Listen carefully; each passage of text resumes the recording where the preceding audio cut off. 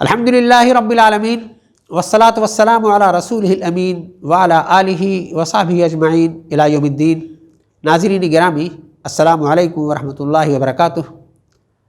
سیرت نبوی کے روشن اسباق سیریز میں آج پیارے رسول صلی اللہ علیہ وسلم کے بچپنے کے سلسلے میں کچھ باتیں ہوں گی۔ پیارے رسول صلی اللہ علیہ وسلم مکہ کے عظیم شہر میں پیدا ہوئے، وہ شہر جسے اللہ تعالیٰ کے حکم پر حضرت ابراہیم علیہ السلام نے آباد کیا، وہ شہر جو سرزمین پر اللہ کی عبادت کا اولین مرکز ہے، وہ شہر جو توحید کا مرکز ہے، وہ شہر جسے آباد رکھنے کے لیے حضرت ابراہیم علیہ السلام نے اللہ تعالیٰ سے دعا فرمائی، ربنا وابعث فیہم رسولا منہم یتلو علیہم آیاتک ویعلمہم الکتاب والحکمہ۔ اس عظیم الشان شہر میں آپ کی ولادت کے بعد ہی اس شہر کی فضا میں خوشگواریاں محسوس ہونے لگیں۔ اللہ کے رسول صلی اللہ علیہ وسلم پیدا ہوئے اس وقت آپ کے والد محترم حضرت عبداللہ رخصت ہو چکے تھے۔ پیدائش کے چند سال بعد آپ کی والدہ حضرت آمنہ رضی اللہ تعالیٰ عنہ بھی رخصت ہو گئی۔ گویا بچپن ہی میں آپ کو یتیمی اور یسیری نصیب ہوئی، اور آپ کی پرورش، پرداخت اور کفالت کی ذمہ داری آپ کے دادا حضرت عبد المطلب اور آپ کے چچا حضرت ابو طالب نے لی۔ پرورش و پرداخت کا ان بزرگوں نے اعلیٰ انتظام کیا۔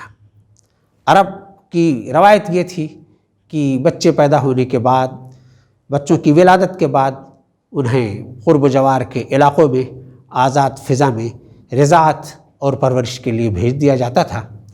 رسول پاک صلی اللہ علیہ وسلم قبیلہ بنو سعدہ کی اماں حلیمہ کے حصے میں آئے اور وہاں آپ پرورش کے لیے لے جائے گئے۔ اتفاق یہ ہے کہ جب رسول پاک صلی اللہ علیہ وسلم کی ولادت ہوئی، اس وقت ان قبائل میں خشک سالی تھی، جانوروں کے بھی دودھ خشک ہو گئے تھے اور ماؤں کے بھی دودھ خشک تھے۔ دائی حلیمہ نے اپنے اس نور نظر کو، حضرت آمنہ کو نور نظر کو جب اپنی چھاتی سے لگایا تو اپنے آپ میں دودھ بہت فراخی کے ساتھ جاری ہو گیا۔ جب وہ اپنے گھر لے کر کے پہنچی، ان کے شوہر نے یہ بتایا کہ یہاں تو بڑی خشک سالی ہے، بکریوں اور اونٹنیوں کے دودھ بھی خشک ہیں، کیسے بچے کی پرورش ہو پائے گی؟ لیکن وہ بکری کا دودھ نکالنے کے لیے گئے تو بکری کے تھن میں بھی کافی دودھ تھا۔ محلے کے لوگوں نے عجب طرح کی وہاں شادابی اور فراخی محسوس کی۔ ان کو یہ اندازہ بھی نہیں ہوا کہ دنیا میں کیا تبدیلی آ گئی کہ پورا قبیلہ، پورا خطہ سرسبز و شاداب ہو گیا اور ہر گھر میں سیرابی کا سامان آ گیا۔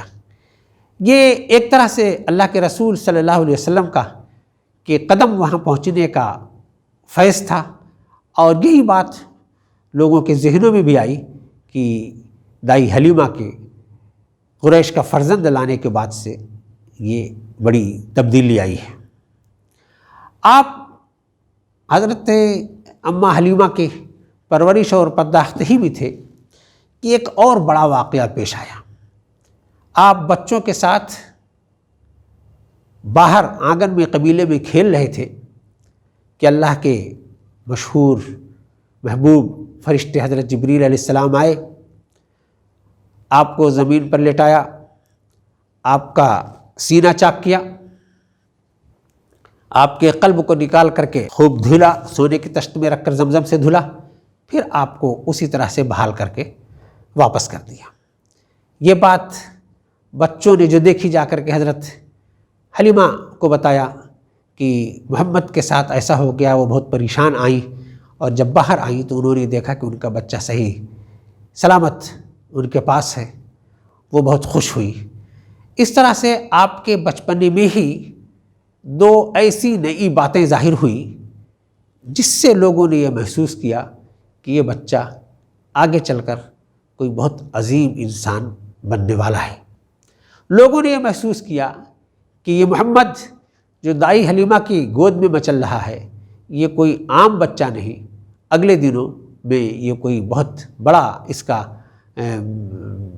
اس سے بہت بڑی اس کی شان بہت بڑی ہونے والی ہے۔ اس طرح سے اگر ہم رسول پاک صلی اللہ علیہ وسلم کے صرف بچپنے کو ہی دیکھیں تو وہیں سے اس بات کا اندازہ ہو جاتا ہے کہ اللہ کی طرف سے آپ کی پیدائش کے وقت اور آپ کی پرورش کے وقت آپ کی تربیت کا اور ایک نبوت کی شان کا اظہار ہوتا ہے۔ خاندانی نبوت میں پیدا ہونا، حضرت ابراہیم علیہ السلام کی اس وراثت کو چلانے کے لیے آپ کی دعا کی قبولیت میں آپ کا وجود میں آنا، یہ تو وہ بات ہے جو براہ راست قرآن مجید سے ثابت ہے۔ لیکن جیسے ہی جو ماں کی گود سوکھی ہوئی ہے، چھاتی سوکھی ہوئی ہے، اس کا شاداب ہو جانا اور اس کے طفیل میں اس خطے کی تمام بکریوں، اونٹنیوں اور ماؤں کے یہاں شادابی کا آ جانا، یہ دنیا نے، ان لوگوں نے یہ اللہ کے رسول صلی اللہ علیہ وسلم کا فیض سمجھا۔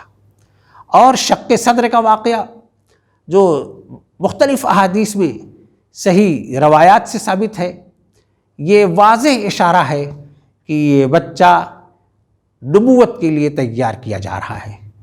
اس کی شان بہت عظیم ہے، اسے بچپن سے ہی اس طرح سے محفوظ رکھا جا رہا ہے کہ اس کے دل کو صاف کیا جا رہا ہے کہ کسی طرح کا کوئی برا خیال بھی بچپنے میں، جوانی میں اور آگے چل کر کے نہ آئے۔ وہ اللہ کی خاص امان میں رکھا جا رہا ہے اور اس کی حفاظت کا انتظام کیا جا رہا ہے۔ تو بچپنے ہی کے واقعات کو پڑھ کر کے یہ اشارہ ملتا ہے، یہ سبق ملتا ہے کہ آپ خاص طور سے اللہ کی پناہ میں تھے، اور آپ کی پیدائش سے لے کر کے آگے تک سلسلے نبوت تک جب آپ نبوت سے سرفراز ہوتے ہیں، ایسے متعدد واقعات ظاہر ہوتے ہیں کہ آپ کا انتخاب اس عظیم کام کے لیے اللہ تعالیٰ نے بہت پہلے کر لیا تھا، اور جیسے جیسے آپ کی عمر بڑھتی ہے آپ کی جانب آپ کی طرف سے ایسے بہت سے سبق آموز واقعات، بہت سے سبق آموز حالات کا ہمیں جو ہے وہ سابقہ ہوتا ہے۔ پیارے رسول صلی اللہ علیہ وسلم کا کہ بچپنے کا یہ جلوہ دیکھ کر کے ایک بار اللہ کے رسول صلی اللہ علیہ وسلم پر درود و سلام بھیجنے کا جی چاہتا ہے۔ فدا ہو میرے ماں اور باپ، فدا ہو ہماری جان، اللہم صلی علی محمد وعلی آل محمد وبارک وسلم۔